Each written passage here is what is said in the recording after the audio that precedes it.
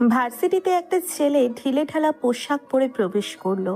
ছেলেটাকে দেখেই সবাই হাসাহাসি শুরু করে দিয়েছে, কিন্তু তাতে ছেলেটার কোনো প্রতিক্রিয়া দেখা যাচ্ছে না। ছেলেটার মাথায় অন্য চিন্তা ভাবনা ঘোরে। সকলেই তাকে দেখে ফাজলামো করছে, কেউ কেউ আবার সামনাসামনি এসে অপমান করছে, কেউ কেউ আবার খ্যাত বলে ডাকাডাকি করছে। কিন্তু ছেলেটা কোনো প্রকার প্রতিবাদ না করেই সামনের দিকে এগিয়ে যেতে শুরু করলো। হঠাৎ করে একটা মেয়ে আকাশকে ইচ্ছে করে ধাক্কা দিল। ধাক্কা দেওয়ার ফলে আকাশ মাটিতে গিয়ে পড়ে গেল, আর এটা দেখে সবাই হাসি শুরু করে দিল। আকাশ তখন উঠে পড়ল, মেয়েটার দিকে তাকায়। মেয়েটার শার্ট প্যান্ট পরিহিত অবস্থায় তার সামনে দাঁড়িয়ে আছে। মেয়েটা তখন থেকে বলতে লাগলো, কিরে, তোকে আমি পেছন দিক থেকে এত ডাকছি, তবু তুই আমার কথা না শুনেই চলে যাচ্ছিস। তোর সাহস তো কম না, খ্যাতের বাচ্চা। এদিকে আয়। আপু, আপনি আমার সঙ্গে এরকম ব্যবহার কেন করছেন? আমি তো আপনার কোনো ক্ষতি করিনি।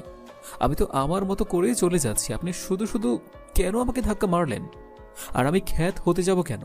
আমার একটা নাম আছে। আমি কিন্তু মুখে মুখে তর্ক করা একদম পছন্দ করি না। তুই জানিস আমি কে? তুই কার সঙ্গে দাঁড়িয়ে কথা বলছিস? আমি যেটা বলছি সেটা করবি। আমার ক্ষমতা সম্পর্কে তোর কোনো আইডিয়া নেই। তখন মেয়েটা আর কোনো কথা না বলে আকাশকে পরপর অনেকগুলো থাপ্পড় দেয়। আর থাপ্পড় দেওয়ার কারণে সকলেই আকাশের দিকেই তাকিয়ে হেসেই যাচ্ছে। আর কিছুক্ষণ সময় পরেই প্রিন্সিপাল ভার্সিটির ভিতরে প্রবেশ করছে। আর এটা দেখে সবাই সেখান থেকে চলে গেল, আর আকাশও এগিয়ে গেল। আকাশ এগিয়ে যাওয়ার পরে পিয়নের কাছে জিজ্ঞেস করেন তার ক্লাসরুমে চলে আসলো। তার ক্লাসরুমে আসার পরে সে পিছনের বেঞ্চে বসে পড়ল। পিছনের বেঞ্চে বসে বসে সে ভাবছে, সে যে মিশনে এসেছে সেটা কি আদেও সফল হবে? আদেও কি সফল হওয়ার মতো আছে? কারণ সে এখানকার সম্পর্কে কোনো কিছুই জানে না। এখানে সে নতুন এসেছে। কিছুক্ষণের মধ্যেই স্যার ক্লাসে প্রবেশ করলেন। স্যার আকাশকে নতুন দেখে দাঁড় করালো, আর আকাশকে বলতে লাগলো, ও, তাহলে তুমি সেই আকাশ যার কথা আমাদের প্রধান শিক্ষক বলেছিল। আচ্ছা, ঠিক আছে, তুমি মনোযোগ দিয়ে ক্লাস করবে। আর কোনো সমস্যা হলে আমাকে জানাবেন। আর তোমরা সবাই আকাশকে বন্ধুর মতোই মনে করবে। সে তোমাদের নতুন বন্ধু। তোমরা সবাই এখন ছোট নও, তোমরা ভার্সিটিতে পড়ো। সকলের সঙ্গে কিভাবে ব্যবহার করতে হবে সেটাও তোমরা জানো। এই পৃথিবীতে ধনী গরিব সবাই একসাথে চলাফেরা করাই হলো মানবতা। কেউ গরিব দেখে তাকে অবহেলা করা ঠিক না। স্যার, আপনার চোখে কি ছানি পড়েছে নাকি? আপনার মনে হয় ট্রান্সফারের জন্য অনেক উদ্ভিদ হয়ে আছেন। বেশি এমন করলে না, আপনাকে ট্রান্সফার করে সোজা বান্দরবন পাঠিয়ে দেব। আপনার সাহস কি করে হয় এসব কথা বলার? আপনার যে কাজ আপনি সেটা করেন। আমরা কার সঙ্গে মিশবো না মিশবো এটার অধিকার শুধুমাত্র আমাদের। নিহাল, আমি তোমার শিক্ষক। তোমার যত যাই ক্ষমতা থাকুক না কেন, তুমি একজন শিক্ষকের সঙ্গে এরকম করতে পারো না। আমি তোমাদেরকে খারাপ কোনো কিছু বলিনি, শুধু বলেছি ওর সঙ্গে ভালোভাবে মানিয়ে চলার জন্য। আমি মাঠের ওই ঘটনাটা দেখেছি। নীলা শুধু শুধু ছেলেটার সঙ্গে এরকম করলো। স্যার, আপনি যদি আরেকটা কথা বলেন তাহলে কিন্তু আমি আপনার বিরুদ্ধে ব্যবস্থা নিতে বাধ্য হব। আপনি চুপচাপ ক্লাস করাবেন। তখন স্যার আর কোনো কথা বলল না।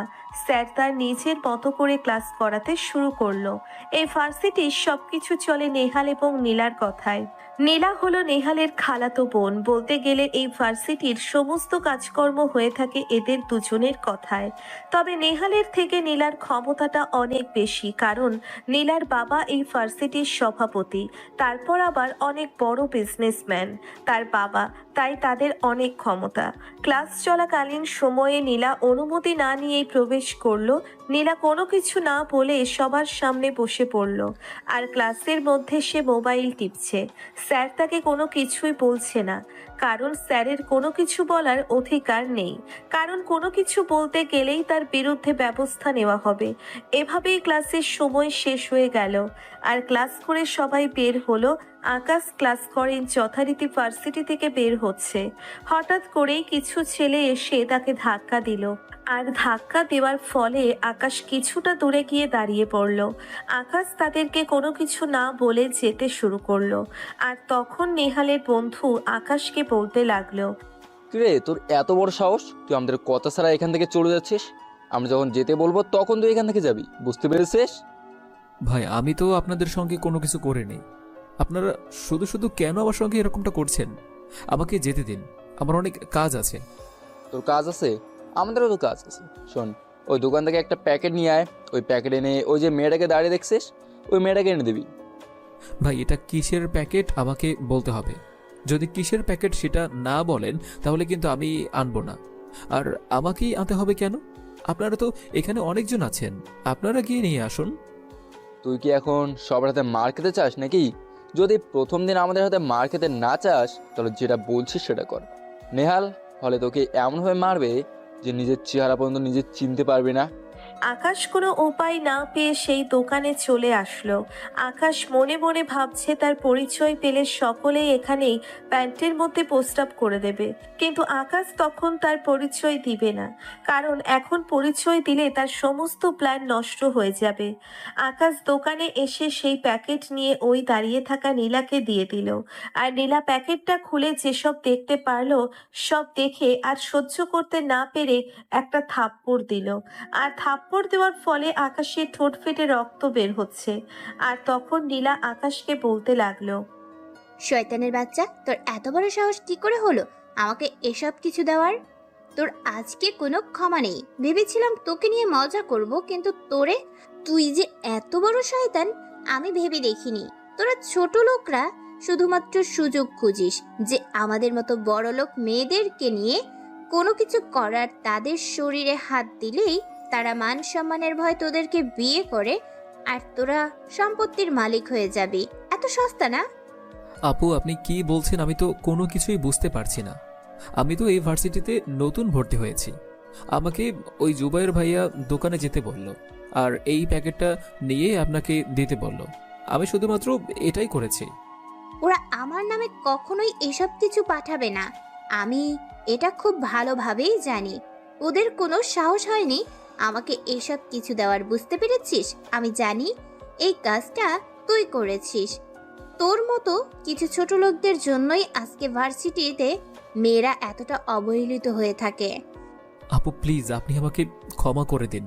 আমি আসলে না জেনে এমনটা করে ফেলেছি। এই ভার্সিটির নিয়ম কানুন সম্পর্কে আমার কোনো ধারণা নেই, তাই এমনটা করে ফেলেছি। প্লিজ আপু আমাকে ক্ষমা করে দিন। আমি কখনো আর এমন কাজ করব না। এটা নিয়ে তোর কোনো ক্ষমা নেই। তুই শার্ট প্যান্ট খুলে এইগুলো এখন পরবি। যদি এগুলো সবার সামনে পরে পুরো মাঠে চক্কর দিতে পারিস তাহলে তোকে ছেড়ে দিব। আপু আপনাকে আমি খুব ভালো করে বলছি, আমি সব কিছু করতে পারবো না। আর আমি মানছি যে আমার খুব অন্যায় হয়েছে। আমি না জেনে আপনার কাছে এসব কিছু নিয়ে এসেছি। আপনাকে এত বলার পরেও আপনি কেন এমনটা করছেন? কথাটা আকাশ ইচ্ছে করেই বলল, কারণ আকাশ কিছু দূর তাকিয়ে দেখতে পেল প্রিন্সিপাল আসছে। হয়তো উনি তার বাসায় যাবেন, এজন্যই আকাশ এই কথাটা বলে সেখান থেকে দৌড়ে পালিয়ে যায়। আর নীলাও আকাশকে আর কোনো কিছু বলতে পারল না, কারণ পিছনে তার বাবার বন্ধু ওরফে এই ভার্সিটির প্রধান শিক্ষক আছেন। নীলা যত কিছুই করুক না কেন সে ভার্সিটির প্রধান শিক্ষককে দেখে যথেষ্ট পরিমাণে সম্মান করে। নীলা তার হাতের প্যাকেটটা তার ব্যাগে ঢুকিয়ে নেয়, যেন স্যার কোনোভাবে বুঝতে না পারে। আসলে এগুলো হচ্ছে এই ভার্সিটির এক প্রকার র্যাগিং। আকাশ এদিকে বাসায় চলে আসলো। আকাশ বাসায় এসে চিন্তা করতে লাগলো সে নীলাকে যেসব কথা বলে এসেছে, লাস্টে না জানি কালকে ভার্সিটিতে গেলে সে কি করবে। আকাশ এগুলো ভাবতে ভাবতে এসে রান্না করে খাবার খেয়ে নেয়। খাবার খাওয়ার পরে এসে শুয়ে শুয়ে মোবাইল টিপতে থাকে। অবশ্য ফোনের মধ্যে কিছু একটা খোঁজাখুঁজি করছে, কিন্তু কোথাও খুঁজে পাচ্ছে না। আর হঠাৎ করে আকাশের মোবাইলে একটা কল আসলো। আকাশ কলটা রিসিভ করলো।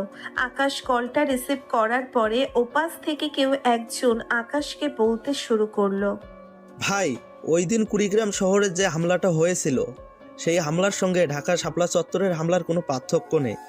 এগুলো হামলা যারা করেছে ওরা একই গ্যাংয়ের লোকজন, কিন্তু এই গ্যাংটা কে চালায় সেটা আসলেই বুঝতে পারছি না। দেখ, যে করেই হোক এটার পেছনে কে আছে সেটা খুঁজে বের করতে হবে। আমার 2 দিনের মধ্যে এই খবরটা চাই। আমি আর কোনো কথা শুনতে চাই না। আর শোন, আমি যেহেতু ভার্সিটিতে আছি তাই ভার্সিটিতে অন্য কারো নজর দেওয়ার দরকার নেই। তোরা তোদের কাজ করবি। তবে ভাই আপনাকে একা ভার্সিটিতে এভাবে ছেড়ে দেব আমাদের আসলেই মন চাচ্ছে না। কারণ কেউ যদি আপনার পরিচয়টা জেনে যায় আর যদি আপনার কোনো ক্ষতি করে দেয় তখন আমাদের কি হবে? আমাকে নিয়ে তোদের কোনো চিন্তা করতে হবে না, তোরা তোদের নিজেদের চিন্তা করিস। আর আমি যে কাজটা দিয়েছি সেই কাজটা ভালোভাবে করিস, আর সবাইকে বলে দে আমার প্ল্যান অনুযায়ী কাজ করার জন্য। প্রতিটা কাজের শেষে যেন আমাকে জানায়। এখন রাখ। কথা বলার পরে আকাশ কল কেটে দেয়। আকাশ কল কেটে দেওয়ার পরে আবার চিন্তা করতে থাকে। কুড়িগ্রাম শহরে যে বোম ব্লাস্ট হয়েছিল এবং ঢাকায় শাপলা চত্বরে যে বোম ব্লাস্ট হয়েছিল সবকিছু তো একই সময়ে হয়েছে, একই দিনে হয়েছে। আর এগুলো যদি একটা লোকে করে থাকে তাহলে ভার্সিটিতে খুনগুলো কারা করছে? ওরা আসলে কি চায়? ভার্সিটির ছাত্রছাত্রীদেরকে শুধু শুধু কেন মারছে ওরা? একটা লোক এত কিছু করবে এটা কি আসলেই মেনে নেওয়া যায়? নাকি ও কোনো একজন নয়, ও একটা গ্যাংস্টার আন্ডারওয়ার্ল্ডের।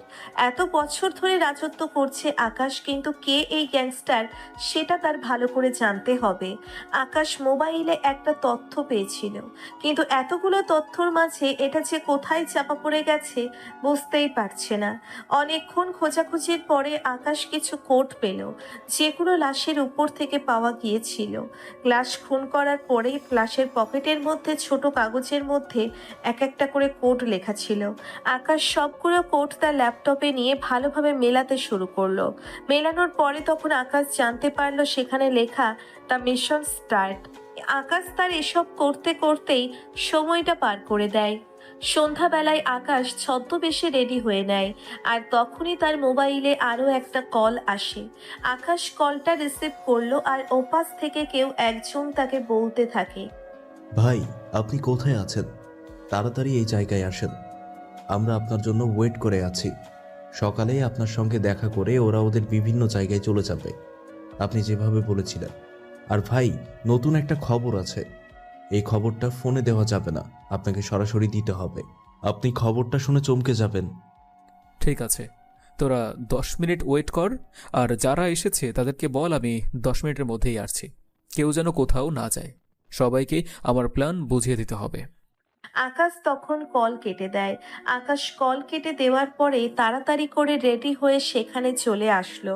আকাশ এসে দেখলো সেখানে প্রায় অনেকগুলো গাড়ি দাঁড়িয়ে আছে, আর গাড়ি থেকে তখনই প্রায় 50 থেকে 60 জনের মতো ছেলেরা নেমে আসলো। সকলেই আকাশের সঙ্গে কথা বলতে লাগলো। তারা সকলেই আকাশের হয়ে বিভিন্ন জায়গায় থাকে এবং আকাশের হয়ে কাজ করে থাকে। আকাশ ওদের সঙ্গে কথা বলতে বলতে অনেক সময় পার করে দিল, আর এভাবেই তাদেরকে কথার মাঝখানে তার প্ল্যান অনুযায়ী কাজ করতে বলল। আর সকলেই আকাশের কথা শোনার পরে তাদের গাড়ি নিয়ে চলে গেল। ওরা চলে যাবার পরে আকাশ তখন গাড়িতে বসে পড়ল। ড্রাইভার গাড়ি চালিয়ে যাচ্ছে, আর তখন রাজীব আকাশকে বলতে শুরু করলো, ভাই মনে করেন একটা শিক্ষক যদি তার প্রতিদিন রাতে ভিন্ন ভিন্ন মেয়েদের স্বাদ পায়, তাও আবার তার ছাত্রীদের কাছ থেকে, এই কথাটা আপনি কিভাবে নেবেন? রাজীব, আমি কিন্তু ফাজলামো করার মোড়ে নেই। যা বলবি সরাসরি বলবি। কি সব কথা বলছিস? একজন শিক্ষক কি করে এসব কাজ করতে পারে? ভাই এই কথাটা আসলে আমি নিজেও বিশ্বাস করতে পারিনি। আমি সিসি ক্যামেরা হ্যাক করেছি, আর সিসি ক্যামেরা হ্যাক করার পরে ভার্সিটিতে একটা নতুন তথ্য পেয়েছি। ভার্সিটির ইতিহাস বিভাগের রঞ্জিত মল্লিক, উনি তার ডিপার্টমেন্টের মেয়েগুলোকে নিয়ে ফুর্তি করে রাতের বেলা। আমি জানি আপনি বিশ্বাস করবেন না, সেই জন্য আমি সিসি ক্যামেরা হ্যাক করে ভিডিওগুলো আপনার কাছে নিয়ে এসেছি। এই যে দেখেন ভিডিওগুলো। আকাশ ভিডিওগুলো দেখার পরে যেন তার মুখ দিয়ে কোনো কথা বের হচ্ছে না, কারণ লোকটাকে আকাশ অনেক বেশি সম্মান করত। যদিও আকাশ একজন মাফিয়া কিং, কিন্তু ওনাকে আকাশ সম্মানের চোখে দেখত, কারণ শিক্ষককে সবাই সম্মান করে, আর উনি হলেন এই শহরের নাম করা শিক্ষক। সবাই তাকে এক নামে চিনে, রঞ্জিত মল্লিক। তখন রাজীব আবারও আকাশকে বলতে লাগলো, ভাই আপনি যেটা ভাবছেন আমি নিজেও ভাবছি, এই মানুষটা এরকম হলো কি করে। আমিও আসলে নিজের চোখকে বিশ্বাস করতে পারছিলাম না এটা দেখে।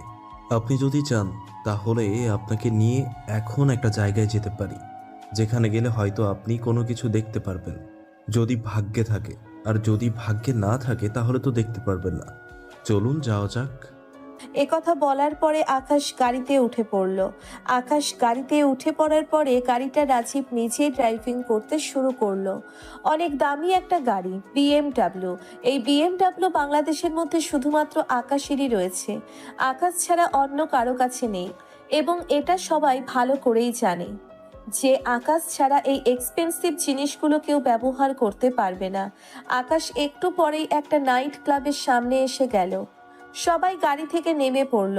সবাই গাড়ি থেকে নেমে যাওয়ার পরে আকাশ তখন সবাইকে নিয়ে নাইট ক্লাবের ভিতরে প্রবেশ করলো।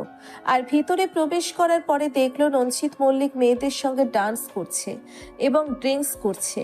আকাশ একপাশে বসে পড়ল, আর একপাশে বসে পড়ার পরেই তখনই একটা মেয়ে আকাশের সঙ্গে ডান্স করার জন্যে এগিয়ে আসলো আর আকাশকে বলতে লাগলো, হাই, ডান্স করবে আমার সঙ্গে? তুমি দেখতে অনেক বেশি স্মার্ট, চলো একসাথে ডান্স করি। আর যদি আমাকে মজা দিতে পারো তাহলে ফুল নাইট আমি তোমার, no problem. Yes sure, no problem, let's go. Akash এটা বলে মেয়েটার সঙ্গে ডান্স করতে থাকে। আকাশের একটা উদ্দেশ্য আছে, মেয়েটাকে পটিয়ে যদি ওই রঞ্জিত মল্লিকের আর কোনো তথ্য পাওয়া যায় সেটার কারণে আকাশ ট্রাই করতে রাজি হচ্ছে না। না হলে আকাশের এসবের প্রতি কোনো লোভ নেই। আকাশ এসবকে সবচেয়ে বেশি ঘৃণা করে থাকে, কারণ তার অন্যরকম একটা জীবন কাহিনী আছে, আর সেই জীবন কাহিনী থেকে আকাশ এইসবকে দুচোখের বিষ মনে করে। আকাশ শুধুমাত্র এটাই মনে করে যে নিজের স্ত্রীকে ছাড়া অন্য কারোর সঙ্গে এসব করবে না। এসব করাটাও পাপ, কারণ সে তার নিজের পরিবারকে এসব করতে দেখেছে। আপনারা হয়তো কোনো কিছু বুঝতে পারছেন না, গল্পের সাথে থাকেন, নিশ্চয়ই বুঝতে পারবেন। আকাশ মেয়েটার সঙ্গে ডান্স করতে থাকে এবং কথা বলতে থাকে। মেয়েটা তখন আকাশকে জিজ্ঞাসা করলো, আচ্ছা, তুমি তো অনেক বেশি স্মার্ট, তুমি এখন থেকে প্রতিদিন এই ক্লাবে আসবে। আমি এই ক্লাবে প্রতিনিয়তই রেগুলার কাস্টমার, বুঝতে পেরেছো? তোমার মতো হ্যান্ডসাম ছেলের সঙ্গে থাকতে পারলে মন্দ হবে না। হ্যাঁ অবশ্যই, কেন আসবো না। আচ্ছা শোনা, একটা কথা বলি। ওই যে দাঁড়িয়ে দেখছো, উনি তো ভার্সিটির শিক্ষক রঞ্জিত মল্লিক। উনি কি এখানে প্রতিদিনই আসেন নাকি মাঝে মাঝে আসেন? আরে প্রতিদিন আসবেন মানে? আর ওনারই তো এইটা ক্লাব, তাহলে উনি প্রতিদিন আসবেন না কেন? আর আমরা তো সবাই তার, সবাই নিয়োজিত। কি সবাই নিয়োজিত কথাটা শুনে অবাক হলে, তাই না? না মানে আমরা সবাই তার সঙ্গী। তো তোমরা সবাই যেহেতু তার সঙ্গী, তুমি যে আমার সঙ্গে ডান্স করছো, এসব করছো, তো তোমার রঞ্জিত মল্লিক কোনো কিছু বলবে না তোমাকে? যে অপরিচিত মানুষের সঙ্গে তুমি এইভাবে ডান্স করছো, বা অন্যরাও তো অপরিচিত লোকদের সঙ্গে ডান্স করছে, এটার ব্যাপারে রঞ্জিত মল্লিক কোনো কিছু বলবে না? দেখো, তোমাকে একটা সত্যি কথা বলি, এই কথাটা আমি আজ পর্যন্ত কাউকে বলিনি। তোমাকে প্রথম দেখায় আমি পছন্দ করে ফেলেছি, তার জন্যই আমি সত্যি কথাটা বলছি।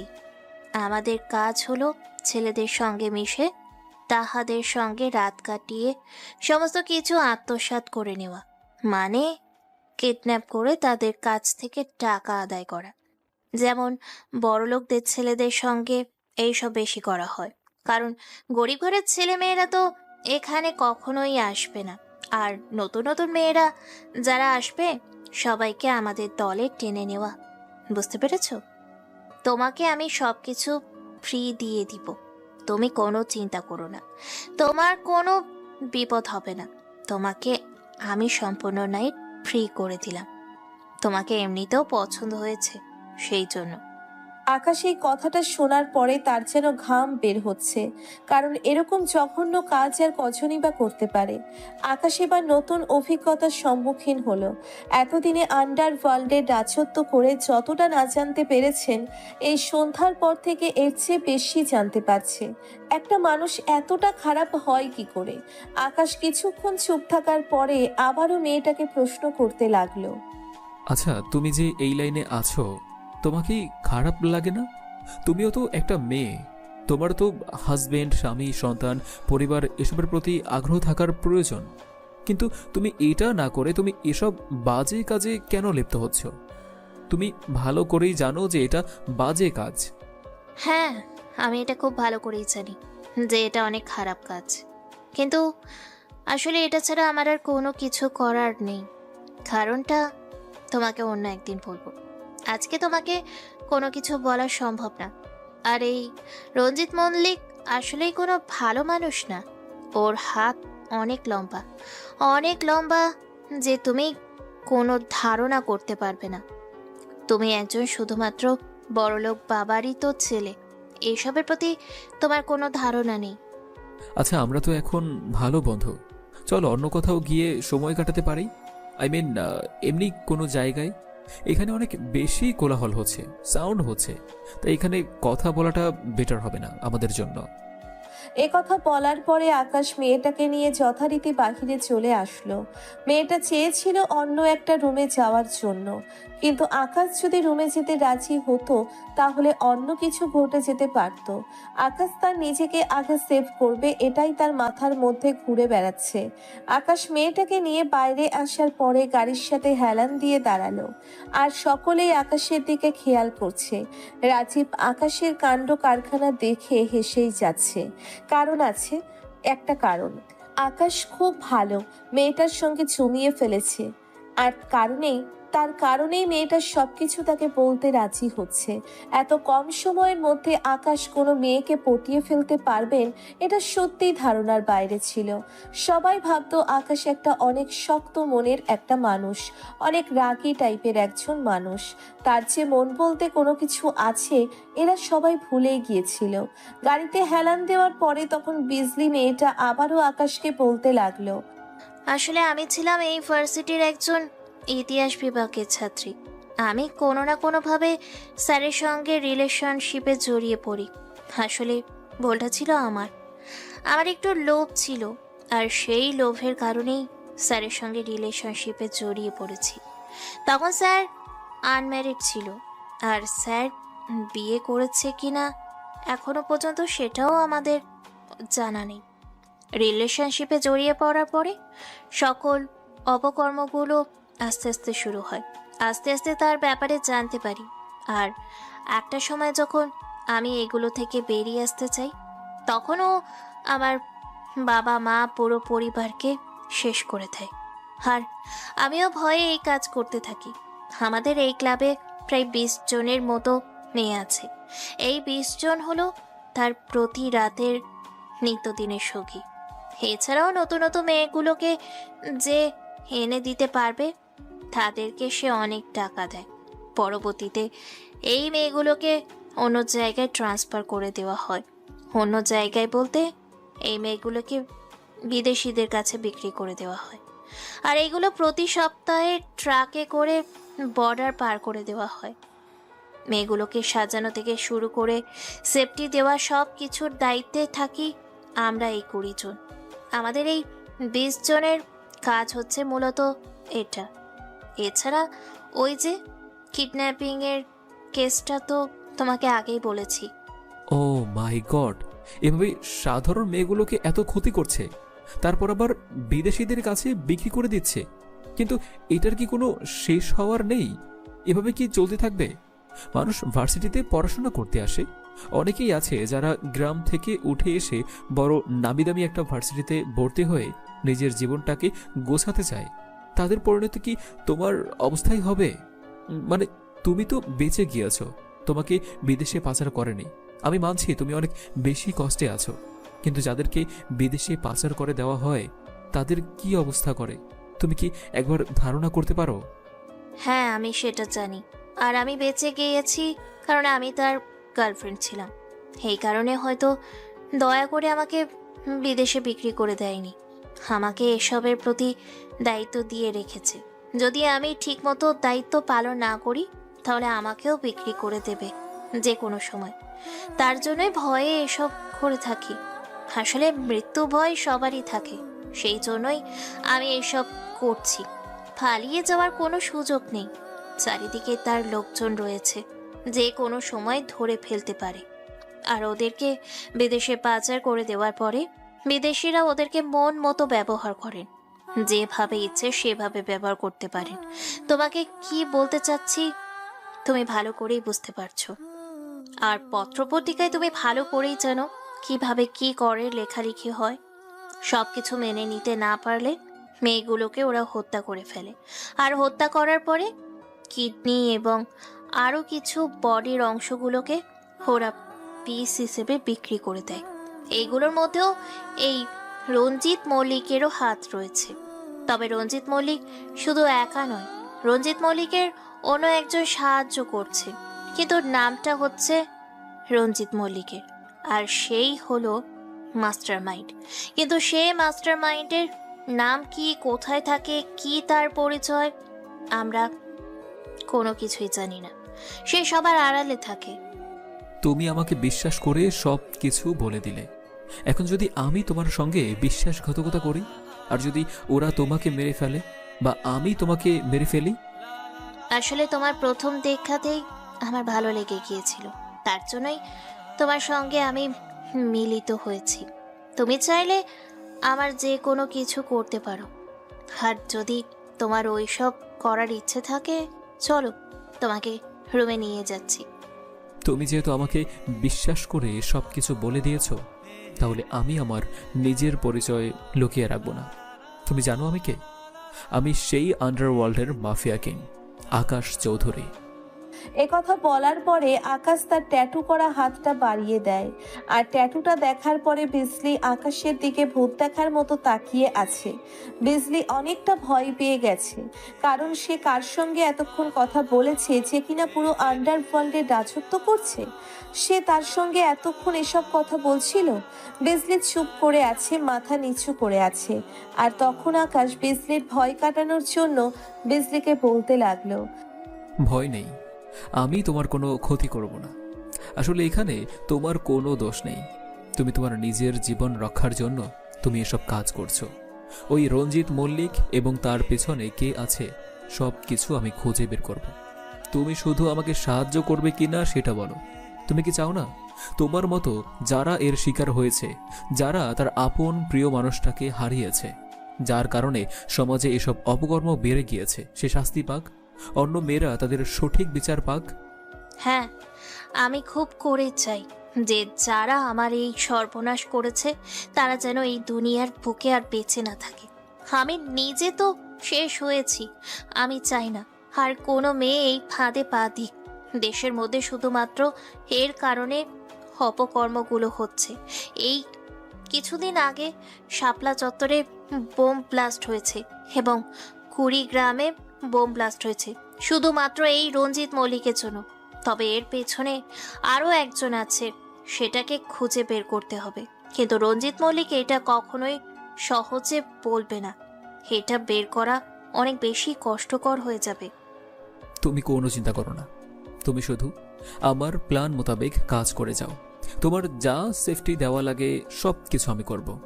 তুমিও নিশ্চয়ই আমার ব্যাপারে খুব ভালো করে জেনে থাকবে।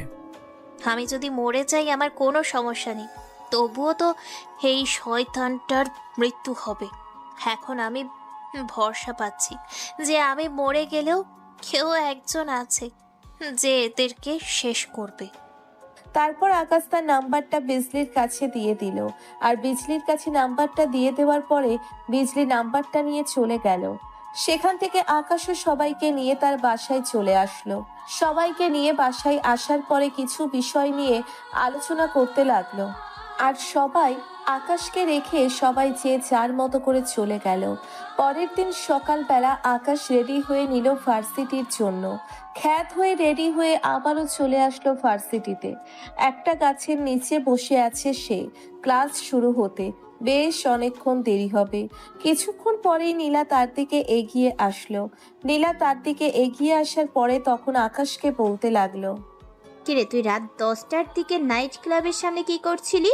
আমি দেখেছি তুই আবারও অন্য মেয়েদের পিছনে পড়ে গেছিস, নাকি বড়লোক মেয়েদেরকে নিয়ে এসব করার ধান্দা, তাই না?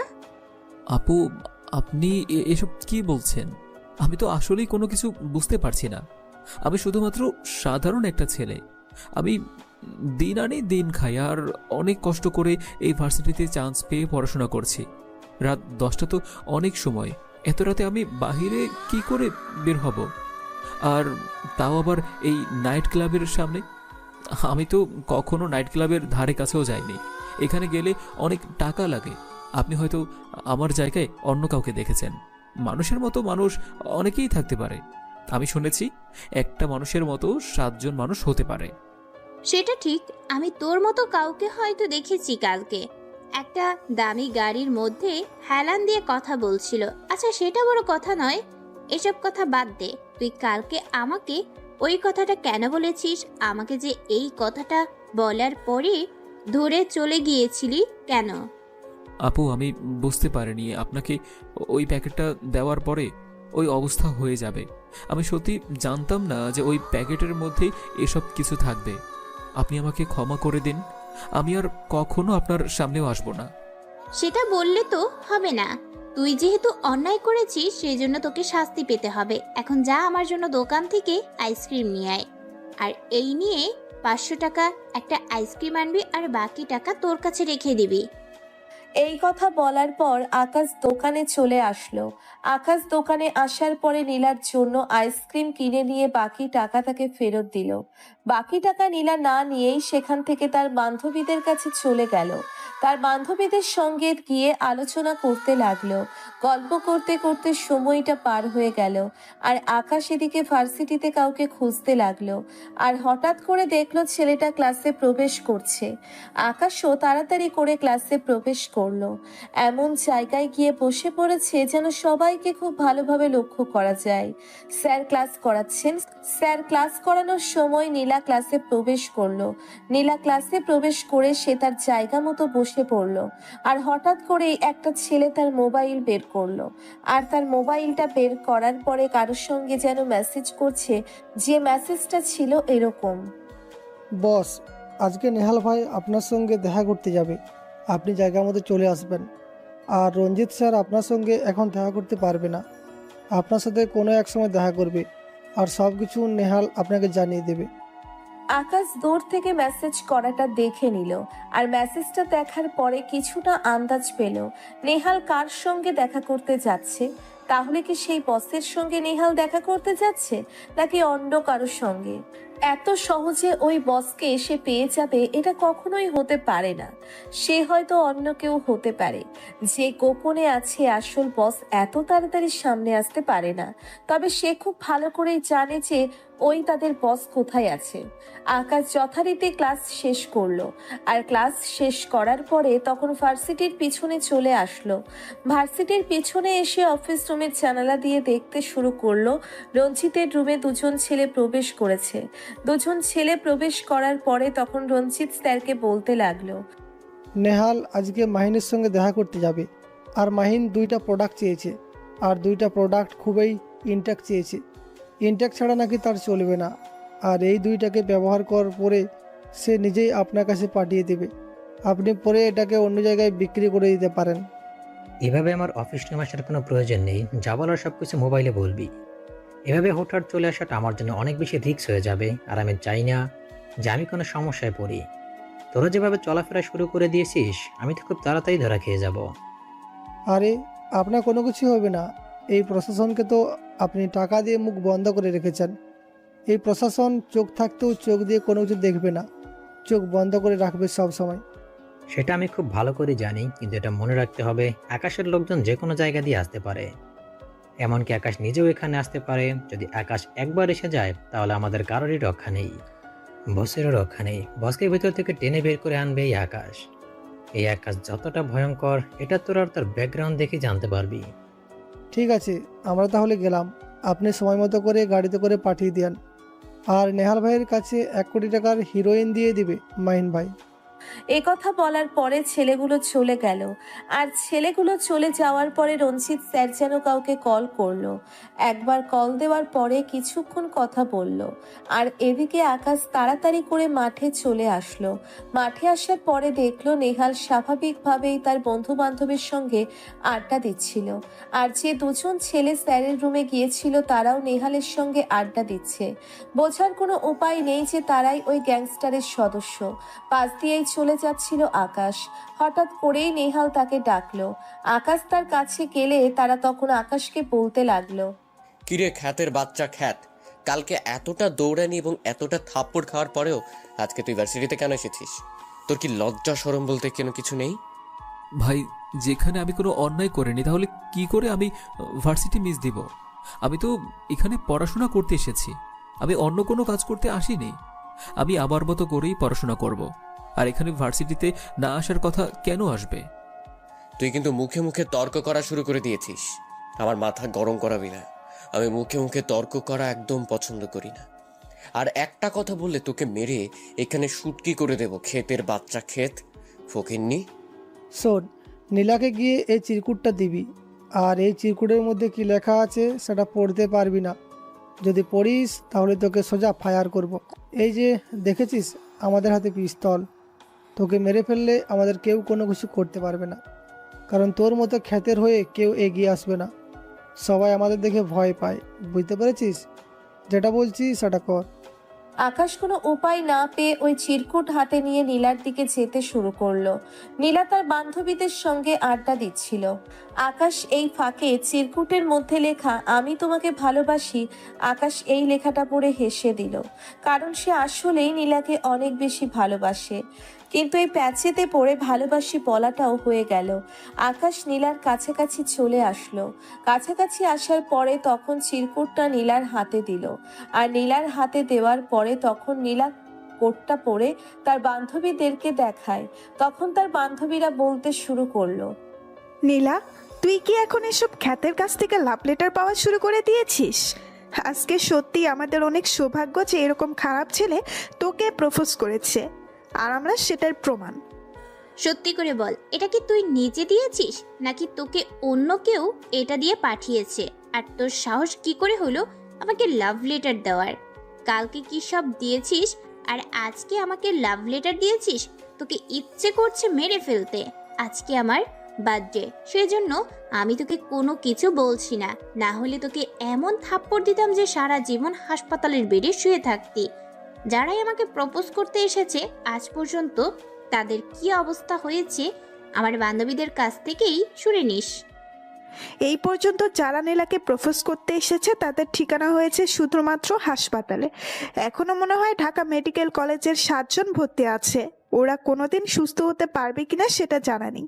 যে প্রপোজ করার জন্য এই অবস্থা হয়েছে, তাহলে ভাব তুই যেসব কাণ্ড কারখানা করেছিস এটার জন্য তোর কি শাস্তি হতে পারে। কালকেও নীলার মন ভালো ছিল না, আর আজকে নীলার বার্থডে, সেই জন্য তুই বেঁচে গিয়েছিস, না হলে তোর অবস্থা এরকম হয়ে যেত। আসলে নীলা, আমি তোমাকে কি বলবো আমি বুঝতে পারছি না।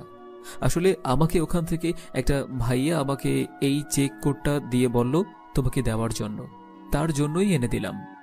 দেখেছিস নীলা, ছেলেটা এখন কত সহজ হয়ে গেছে। ছেলেটা এখন তোকে তুমি করে বলা শুরু করে দিয়েছে। জীবনে আর কত কি দেখতে হবে। তুই কি কোনো কিছু বলবি নাকি আমরা কোনো কিছু করব? এভাবে তো আমাদের মান সম্মান ঢুকাতে পারিস না। তুই তুই আমাদের বান্ধবী হয়ে এসব কি করে সহ্য করছিস? তুই তো আগে এমন ছিলি না, হঠাৎ করে কেন এমন হয়ে গেলি? তখনই নীলা রেগে গিয়ে আকাশকে একটা থাপ্পড় মারলো। আকাশকে থাপ্পড় মারার ফলে আবারও সেই ঠোঁট কাটা জায়গায় লেগে যায়, আর সঙ্গে সঙ্গে রক্ত বের হতে শুরু করলো। আকাশ কোনো কিছু না বলে সেখান থেকে চলে আসলো। সেখান থেকে সোজা বাসায় এসে তার ঠোঁটের মধ্যে ঔষধ লাগিয়ে নেয়, আর এভাবেই সময়টা পার হয়ে যায়। সন্ধ্যাবেলায় আকাশের ফোনে একটা কল আসলো। আকাশ কলটা রিসিভ করলো।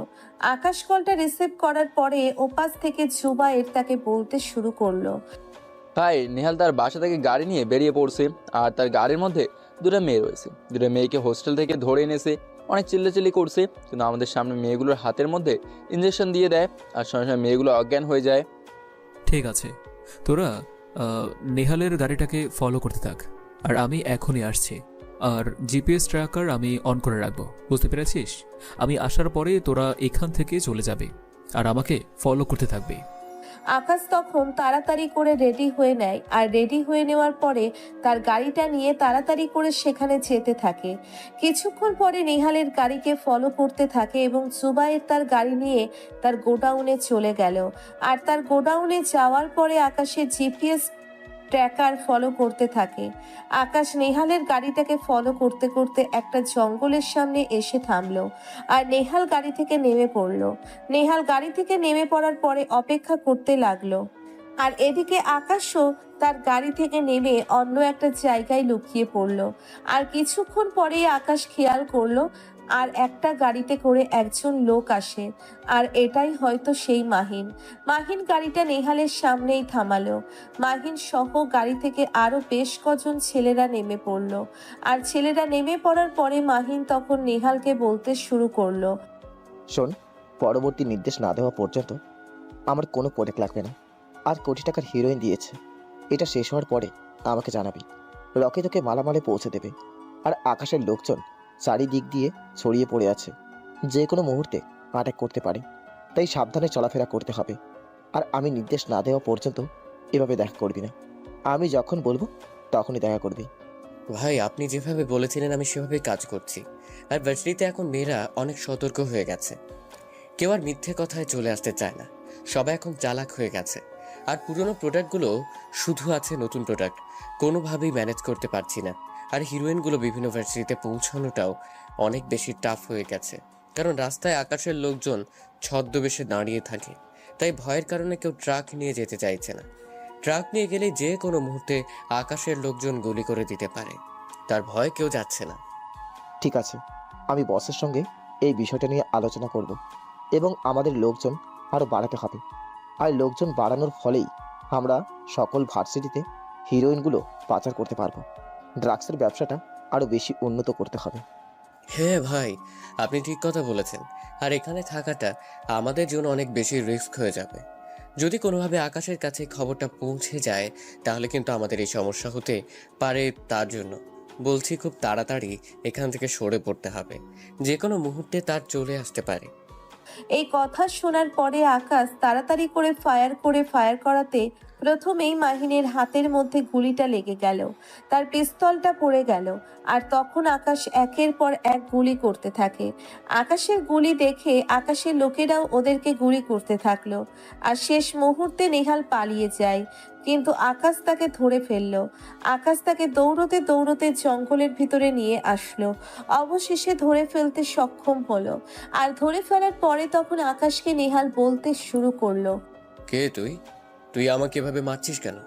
আমাদের কাজে তুই পাতা দিয়েছিস, তুই জানিস না আমরা কি করতে পারি? আমরা কার লোক? আমাদের বস যদি জানতে পারে তোকে সেকেন্ডের মধ্যে শেষ করে দেবে, তুই আর বেঁচে থাকতে পারবি না। আমিও তো এটাই চাই, তোর বস আমার সামনে আসুক। তোর বসের সঙ্গে কথা বলার ইচ্ছাটা অনেকদিন ধরেই আছে, আর এই ইচ্ছাটা পূরণ হবার জন্যই তো আমি এতদিন ওয়েট করে আছি। আর তোকে ছেড়ে দেব মানে? তোকে কি ধরেছি আমি যে ছেড়ে দেওয়ার জন্য? ও, বুঝে গেছি। তুই তাহলে সেই ভার্সিটির খ্যাত ছেলেটা। তুই আমাদের ভার্সিটিতে প্রবেশ করেছিস ছদ্মবেশে। তুই সেই তাহলে আকাশ চৌধুরী, আন্ডারওয়ার্ল্ডের মাফিয়া কিং। তোর দিন খুব তাড়াতাড়ি শেষ হয়ে যাবে। নিজের জীবন বাঁচাতে চাইলে এখান থেকে চলে যা। আমার পুরো পরিবারকে শেষ করেছিস, আমাকে খারাপ পথে এনেছিস, মিথ্যা খুনের দায়ে আমাকে জেলে পাঠিয়েছিস। সেসব কিছু মনে করেছিস আমি ভুলে গিয়েছি? হ্যাঁ, কখনো না। তোর বসকে কেটে যদি আমি টুকরো টুকরো না করেছি, আমার নাম আকাশ চৌধুরী না। এই কথা বলার পরে আকাশ নেহালকে ছুরি দিয়ে আঘাত করতে করতে মেরে ফেললো। আর এমন ভাবে রাগে আঘাত করেছে যে শত শত দাগ রয়ে গেছে, রক্ত বের হচ্ছে। আর সেখানেই নেহাল ছটফট করতে করতে মারা গেল। তারপর আকাশ একটা ছবি তুলে নেহালের মোবাইল থেকে তার বসের নাম্বারে পাঠিয়ে দিল। তার বসের নাম্বারে পাঠিয়ে দেওয়ার পরে আকাশ তাড়াতাড়ি করে আবারও সেই জায়গায় আসলো। সেই জায়গায় আসার পরে দেখতে পারলো তার লোকেরা সবাই মাহিনকে ধরে রেখেছে। আর মাহিনের সামনে যাওয়ার পরে তখন আকাশ আবারও বলতে লাগলো, মাহিন, আমি তোকে যে প্রশ্নগুলো করব সেই প্রশ্নগুলো খুব ভালোভাবে উত্তর দিবি। যদি দেরি করিস বা তুই বলতে পারবি না বলিস, সেটার জন্য তোর এক একটা করে অঙ্গ কাটা যাবে। আমি কোনো কিছু জানি না, আমি কোনো কিছু বলবো না। তোকে আমি ভয় পাই না। সব ভয় পেলে এই মাহিম চৌধুরী কখনো কাউকে ভয় পায় না। তোর আন্ডারওয়ার্ল্ডের রাজত্ব করার দিন শেষ হয়ে আসছে। এখন থেকে আমরা রাজত্ব করব। কেন রে? আন্ডারওয়ার্ল্ড কি আমার বাপের নাকি তোর বাপের যে লিখে নিয়ে নিবি? এখানে থাকতে গেলে এমন কিছু হও যেন তোমাকে আঁকড়ে ধরে আরও কিছু মানুষ বাঁচতে পারে। আমাকে আঁকড়ে ধরে সবাই ভালো আছে, শুধুমাত্র তোরাই ভালো থাকতে পারলি না। আমাকে নিয়ে ভালো থাকবে কি করে? তোরা তো মানুষের ক্ষতি ছাড়া উপকার করিস না। আমাদের যা ইচ্ছে হয়েছে আমরা তাই করব, তাতে তোর এত নাক গলানোর কি আছে? তুই চাইলে আমাদের সঙ্গে কাজ করতে পারিস, সেটার জন্য তোকে অনেক অফারও দেওয়া হয়েছিল। এর আগে তোর পুরো পরিবারকে যেভাবে শেষ করা হয়েছে তোকেও এভাবে শেষ করা হবে।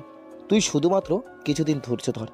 আমাদের বস যদি একবার জানতে পারে তুই আমাকে এবং নেহালকে ধরে ফেলেছিস আর অলরেডি নেহালের লাশ ফেলে দিয়েছিস, সেটা শুনলে তোর অবস্থা কি হবে সেটাই আমি চিন্তা করছি। আমাকে নিয়ে তোর এত চিন্তা করতে হবে না। আমাকে চিন্তা করার মানুষ এখন অনেক আছে, আর এটা তোর কষ্ট করে বলার কোনো প্রয়োজন নেই। আমি নেহালের মোবাইল থেকে নাম্বারটা নিয়ে আমি নিজেই নেহালের লাশের ছবি পাঠিয়ে দিয়েছি। এত টেনশন করার কিছু নেই। আমি তো চাই সে আমার সঙ্গে কথা বলুক, আমার সঙ্গে দেখা করুক, আমার সামনে আসবে সে। তুই অনেক বেশি ভুল করেছিস। আমাকে মেরে ফেললেও তুই আমাদের কোনো ক্ষতি করতে পারবি না। আমাদের বস তোকে কুত্তার মতো মারবে। তোর পরিবারকে যেভাবে শেষ করা হয়েছিল তোকেও ঠিক সেভাবেই শেষ করবে। এই কথা শোনার পরে আকাশ সহ্য করতে পারল না। আকাশ সঙ্গে সঙ্গে গুলি করে দিল। গুলি করে দেওয়ার পরে হঠাৎ করেই আকাশ পিছনে তাকিয়ে দেখতে পারল সেখানে নীলা দাঁড়িয়ে আছে। নীলাকে এখানে দেখে আকাশ মনে হয় ভূত দেখার মতো দেখছে, কারণ এখানে নীলা কোথা থেকে আসবে? নীলা এখানে কি করছে? এগুলো প্রশ্ন আকাশের মনে ঘুরপাক খাচ্ছে।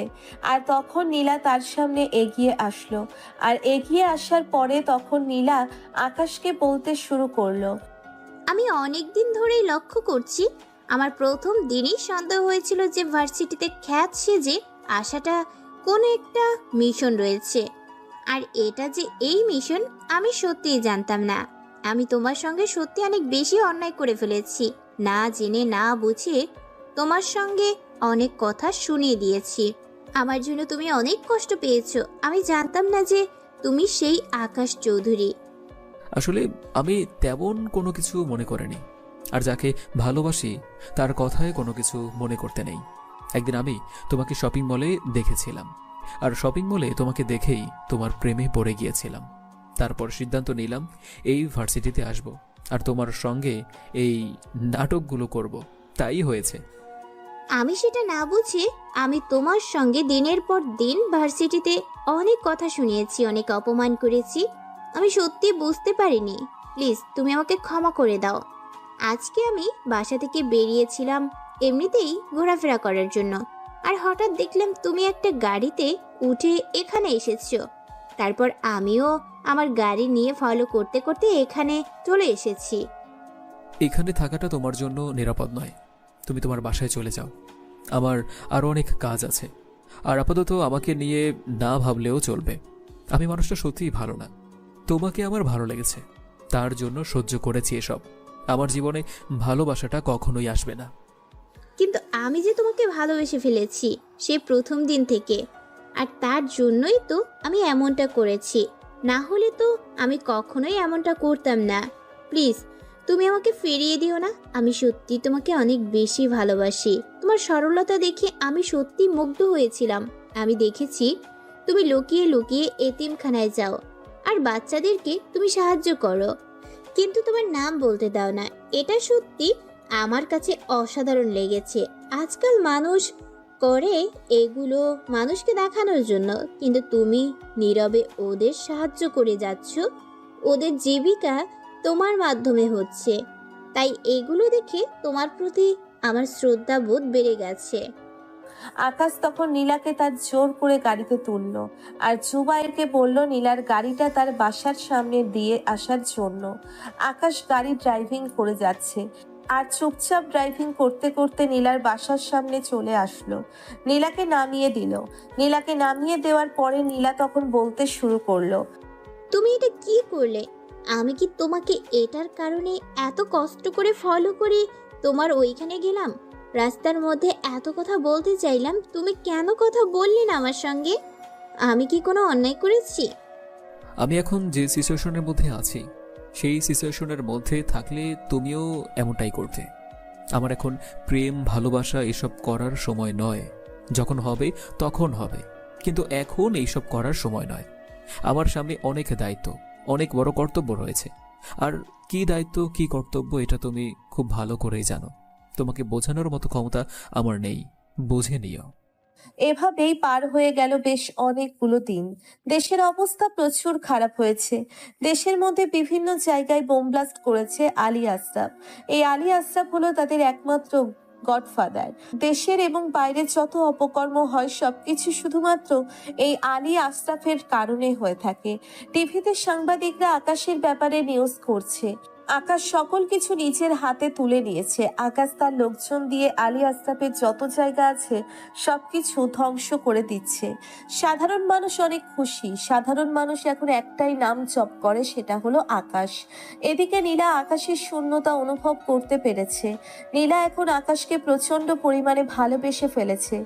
যদিও আকাশ নীলাকে অনেক আগে থেকেই ভালোবাসে, কিন্তু এটা আকাশ এখন এসব নিয়ে ভাবছে না। নীলা প্রতিনিয়ত আকাশের সঙ্গে যোগাযোগ করার চেষ্টা করে, কিন্তু যোগাযোগ করতে পারে না, কারণ আকাশ অনেক ব্যস্ত সময় পার করছে। তখন তার প্রতিটা সেকেন্ডের মূল্য তার কাছে অনেক বেশি দামি। এগুলো হারিয়ে গেলে সে আর কখনোই ফিরে পাবে না। আর যদি কাজে একটা ভুল হয় তাহলে তার অনেক বড় ক্ষতি হয়ে যাবে। সে আরো অনেক দূর পিছিয়ে যাবে, যেটার মাসুল তাকে অনেক দিন ধরে দিতে হবে। একদিন রাতের বেলা সকল কাজ করার পরে আকাশ শুয়েছিল, আর তখনই নীলা তাকে কল দিল। নীলা কল দেওয়ার পরে আকাশকে বলতে শুরু করলো, কি ব্যাপার, আমি তোমাকে এতগুলো কল দিচ্ছি, তুমি আমার কল রিসিভ করছো না কেন? আর তুমি এসব কি করছো? এমন তাণ্ডব শুরু করে দিয়েছো কেন? এই শহরের প্রতিটা জায়গায় আলী আশরাফের লোকজনকে মেরেই যাচ্ছ লাগাতার ভাবে। তুমি কি এসব খুন খারাপি বন্ধ করবে কিনা সেটা বলো। নীলা, তোমার কাছে কি এগুলো খুন খারাপি মনে হচ্ছে? তুমি কি চোখ থাকতেও অন্ধ? তুমি কি চারদিকে কি হচ্ছে দেখতে পারছো না? আমি যদি ওদেরকে না মারি তাহলে ওরা দেশের ক্ষতি করবে, আমার নিজেরও ক্ষতি করে দেবে। তখন কি হবে? আর কাউকে না কাউকে তো দাঁড়াতে হবে। আমি ছাড়া কে আছে দাঁড়ানোর মতো?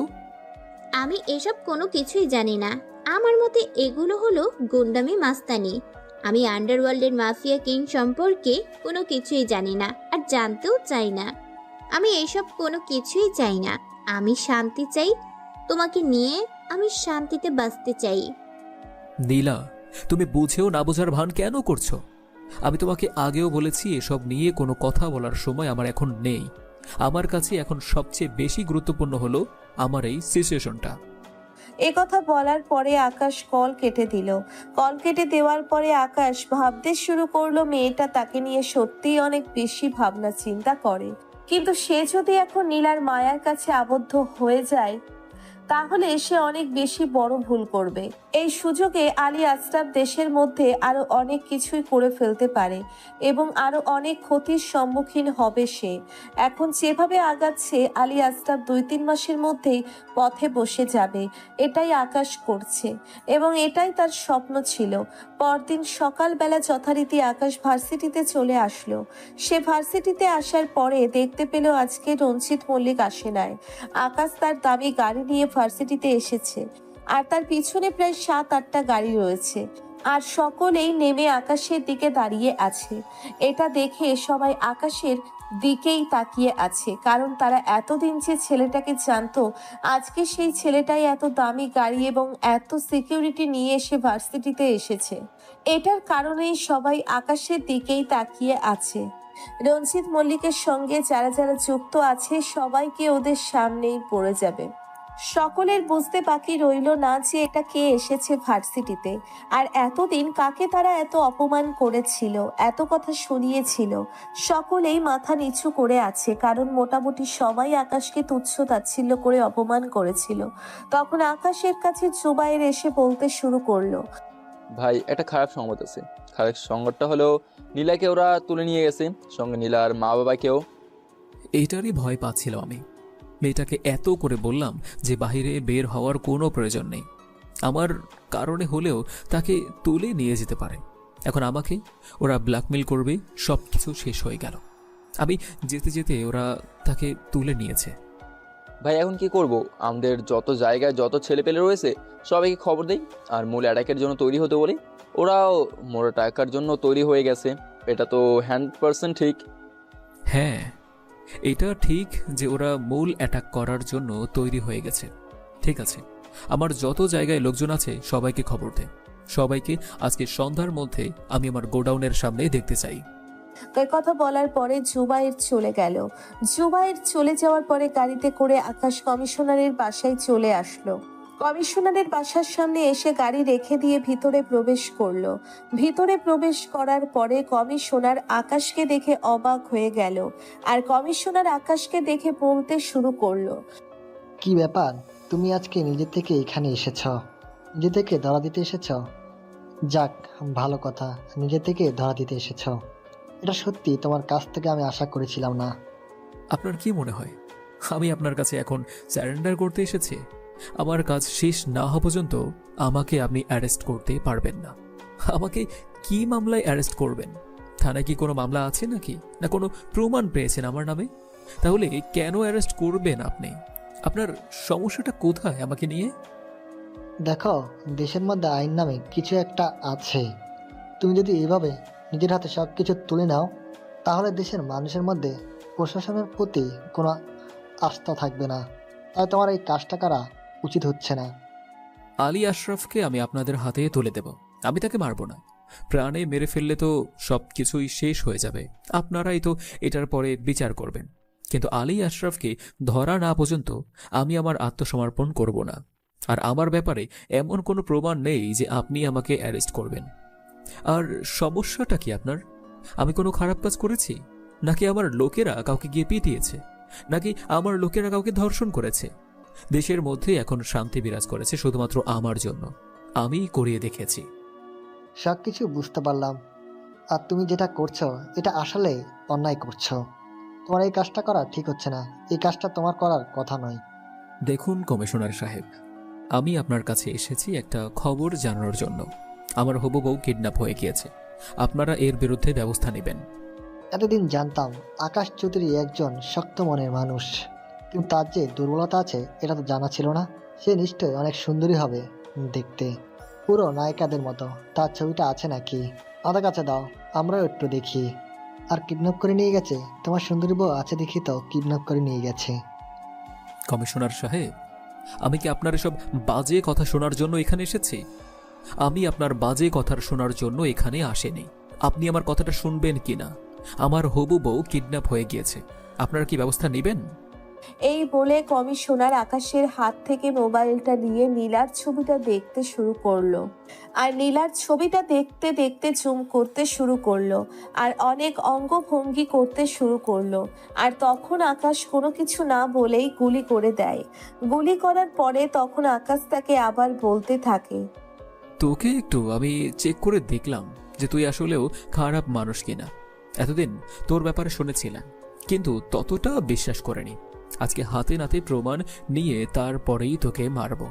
তোর বেঁচে থাকার কোনো অধিকার নেই। সাধারণ মানুষ আসে তোর কাছে সাহায্য চাওয়ার জন্য, তুই মানুষের পাশে দাঁড়াবি, আর সেখানে কিনা তুই কমিশনার হয়ে মানুষের সঙ্গে এরকম করিস। জানি না অন্য সকল মেয়েদের সঙ্গে তুই কি করেছিস, আর আমার বউকে কারা নিয়ে গিয়েছে এটার জন্য আমি তোর কাছে আসব। হ্যাঁ, এটা তুই ভাবলি কি করে? যে রাজত্ব করতে পারে তার বউকে কি করে আনতে হবে, এটা কি তোর কাছ থেকে আবার শিখতে হবে? গুলি করে দেওয়ার পরে কমিশনার ছটফট করতে করতে সেখানেই মারা যায়। আর কমিশনার মারা যাওয়ার পরে তখন আকাশের কাছে একটা কল আসে। আকাশের কাছে কলটা আসার পরে আকাশ কলটা রিসিভ করেই বলতে শুরু করলো, আমি জানি তুই ফোন দিবি। তোর ফোন দিতে হবে না, আমি নিজেই তোর কাছে আসব। তুই শুধু সময়ে হাতে রাখ, তাহলেই হবে। আমি তোর ওখানে আসছি, তোর সব কিছু ধ্বংস করব আমি। তুই আমার কোনো কিছুই করতে পারবে না। তোর বউ অনেক বেশি কষ্ট পাচ্ছে। আয় তাড়াতাড়ি আয়, না হলে তোর বউকে আমার ছেলেরা সবাই তুলে নিয়ে যাবে রুমের মধ্যে। এই কথা শোনার পরে আকাশ কল কেটে দেয়। আর সন্ধ্যার সময় শত শত ছেলেরা আকাশের ডাকে চলে আসে। আকাশ সবাইকে পাঠিয়ে দেয় বিভিন্ন জায়গায়। আকাশও একটা গাড়ি নিয়ে আলাদাভাবে সেখানে যেতে শুরু করলো। সবাই মাইক্রোফোনে কানেক্টেড হয়েছে। আকাশ কিছুক্ষণের মধ্যেই ওই জায়গায় সেই জঙ্গলে চলে আসলো। এটা ছেলে এসে আকাশকে নিয়ে চলে গেল। নিয়ে যাওয়ার পরে তখন বলতে শুরু করলো, ওয়েলকাম মিস্টার আকাশ চৌধুরী ওরফে আন্ডারওয়ার্ল্ডের ডন। আমার রাজ্যে আপনাকে স্বাগত। তুই আসলেই একটা জিনিস। এত মারার চেষ্টা করলাম তোকে, কিন্তু কোনোভাবেই মারতে পারলাম না। কাকে সাথে করে নিয়ে এসেছিস তুই বলতো? তোর মতো শয়তানের হাতে যদি আমার মৃত্যু লেখা থাকতো তাহলে তো অনেক আগেই মরে যেতে পারতাম। সেদিনই মরে যেতে পারতাম যেদিন আমার ফ্যামিলিকে শেষ করে দিয়েছিস তুই। তোর ফ্যামিলিকে আমি নিজের হাতে হত্যা করেছি। শোন, তোকে এখন ঘটনাটা বলি, না হলে তুই কোনোভাবেই বুঝতে পারবি না। তোর সৎ মায়ের সঙ্গে আমার গোপন সম্পর্ক ছিল। আমাদের উদ্দেশ্য ছিল তোর বাবার সকল সম্পত্তি দখল করা, কিন্তু এর মধ্যে আমি জানতাম না যে তুই সেই আকাশ চৌধুরী, আন্ডারওয়ার্ল্ডের মাফিয়া কিং। আমি এটা জানতে পেরেছি তুই বাসা থেকে যখন পালিয়ে গিয়েছিলি তখন। আসলেই তুই একটা জিনিস। সেদিন কেন পালিয়ে গিয়েছিলাম জানিস? কারণ সেদিন আমার কাছে বুক ভরা সাহস ছিল না, আমার কোনো কিছু ছিল না। নিজেকে তৈরি করার জন্য আমি গিয়েছিলাম, তারপরেই নিজেকে তৈরি করলাম। এখন বুকে সাহসও রয়ে গিয়েছে এবং পকেট ভর্তি টাকাও রয়েছে, আর ক্ষমতা তা তো আছেই। তোকে যদি আমি তোর বাবার সঙ্গেই শেষ করে দিতাম তখন সেটাই ভালো হতো, কিন্তু কি যেন মনে করে তোকে বাঁচিয়ে রেখেছিলাম। আর তার পরের দিন তুই পালিয়ে গিয়েছিলি। সেদিন আমি অনেক বেশি ভুল করেছিলাম। এই ভুলের মাসুল আজকে তোকে দিতে হবে। তুই অনেক বড় একটা জায়গায় হাত দিয়েছিস।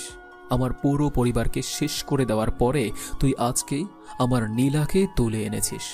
তোর সাহসী দেখে অবাক হচ্ছি।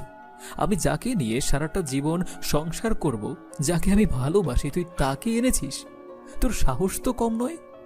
তখনই কয়েকজন আকাশকে পেছন থেকে এসে মারতে শুরু করলো। আর আকাশের নাক দিয়ে যখন রক্ত বের হচ্ছিল তখন নীলা চিৎকার দিয়ে আকাশকে দেখে চলেছে। হঠাৎ করেই 4 দিন থেকে ঝাঁকে ঝাঁকে গুলি করতে শুরু করলো।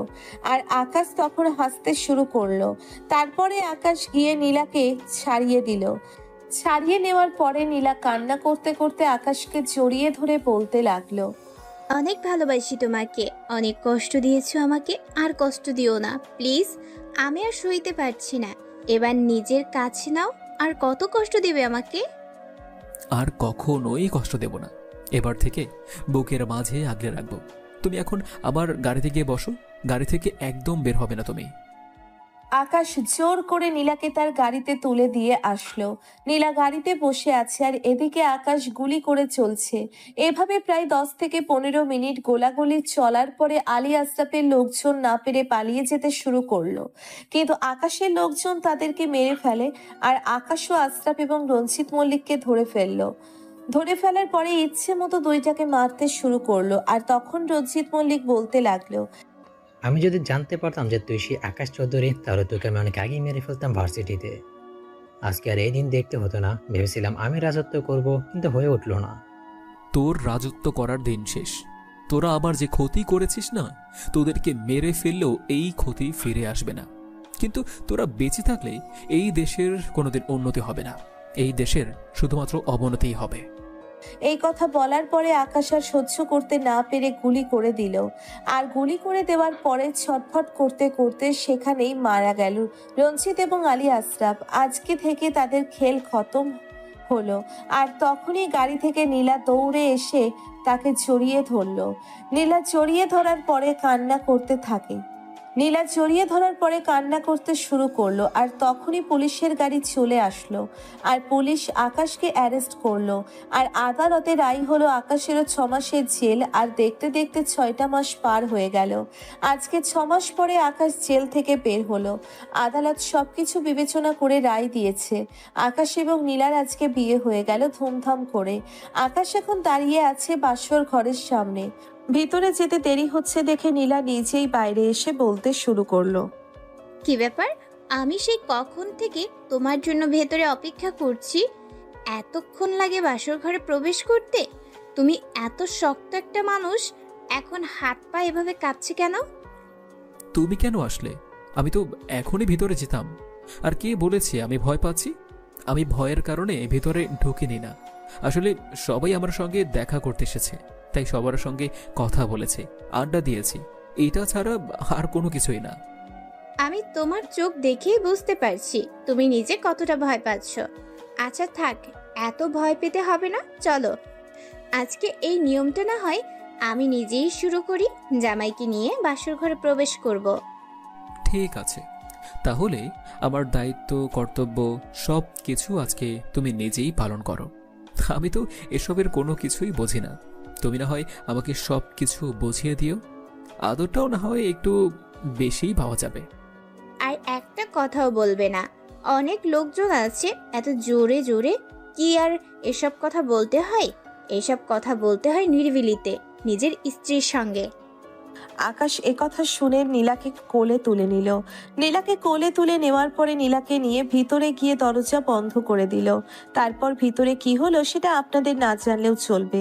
আর এভাবেই না হয় চলতে থাকুক তাদের মিষ্টি ভালোবাসার গল্পটা। নিত্য নতুন ভালোবাসার গল্প পেতে আমাদের চ্যানেলটি এখনই সাবস্ক্রাইব করে পাশে থাকবেন।